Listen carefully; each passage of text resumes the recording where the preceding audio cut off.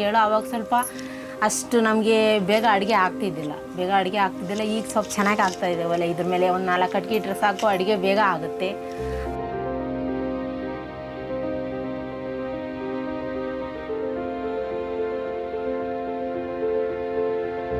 ನಾಲ್ಕು ಒಲೆಗಳು ಇಡ್ತಿದ್ವಿ ಅಂದರೆ ಒಲೆ ಹಚ್ಚಿದಗಳೇ ಬೇಗ ಆರೋಗ್ತಿದ್ವು. ಹಾಗೆ ಒಲೆ ಎಲ್ಲ ಇದು ಮನೆಯೆಲ್ಲ ಹೊಗೆ ಮುಚ್ಚಿ ನಮಗೆ ಕಣ್ಣು ಉರಿಯೋದು. ಮತ್ತು